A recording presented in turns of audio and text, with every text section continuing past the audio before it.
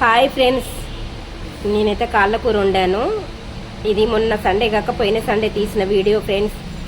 మా బాబు సెల్లులో ఉంది, అందుకే పెట్టలేకపోయాను. బాబు లేడు, ఇన్ని రోజులు ఊరికి వెళ్ళాడు, నిన్ననే వచ్చాడు, అందుకే ఇవాళ పెడుతున్నాను వీడియో.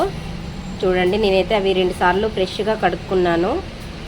కడుక్కొని అయితే నేను ఉప్పును కొంచెం పసుపు వేసి అయితే కుక్కర్లో ఉడకబెట్టుకుంటున్నా.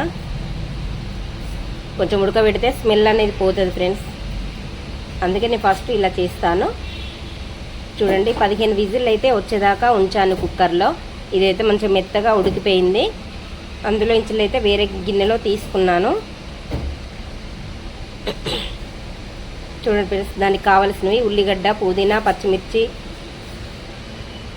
అయితే కట్ చేసి పెట్టుకున్నాను. ఫస్ట్ బౌల్లో ఆయిల్ పోసుకుంటున్నా. కొంచెం మసాలా అవైతే వేసుకున్నాను, చెక్కలు, బగారా ఆకు వేసాను, పచ్చిమిర్చి, ఉల్లిగడ్డ.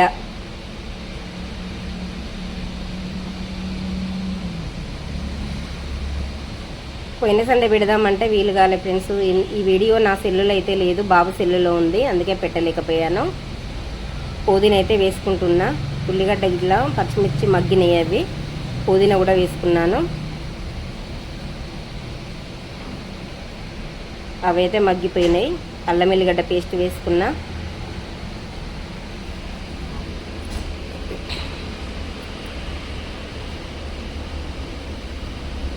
పసుపు కూడా వేసుకుంటున్నా.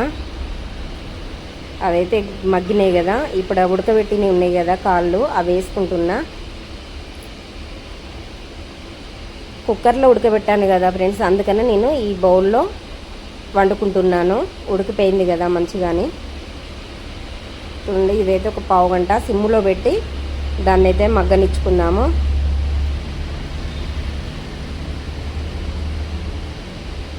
పావు గంట అవుతుంది, సిమ్లో పెట్టాను. మంచిగా మగ్గిపోయిందండి.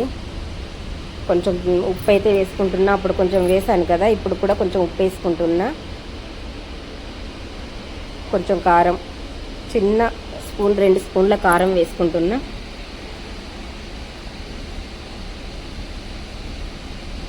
ధనియాల పొడి, మిరియాలు అయితే పట్టి పెట్టుకున్నాను, మిరియాల పౌడర్ కూడా వేసుకుంటున్నా. అన్నీ అయితే వేసుకుంటున్నా. ఇప్పుడు దాన్ని అయితే కలబెట్టి ఒక 10 నిమిషాలు ఉంచేసి వాటర్ అయితే పోస్తున్నాను.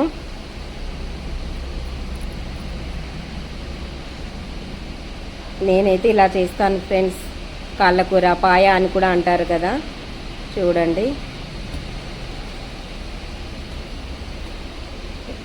అదైతే ఉడికిపోయింది. పుదీనా కొత్తిమీర అయితే వేస్తున్నా ఫ్రెండ్స్. కాళ్ళకూర అయితే రెడీ అయిపోయింది. నేను వండిన కాళ్ళకూర ఎలా ఉందో కామెంట్ చేయండి ఫ్రెండ్స్. మీరైతే ఎలా వండుతారో చెప్పండి ఫ్రెండ్స్. బాయ్.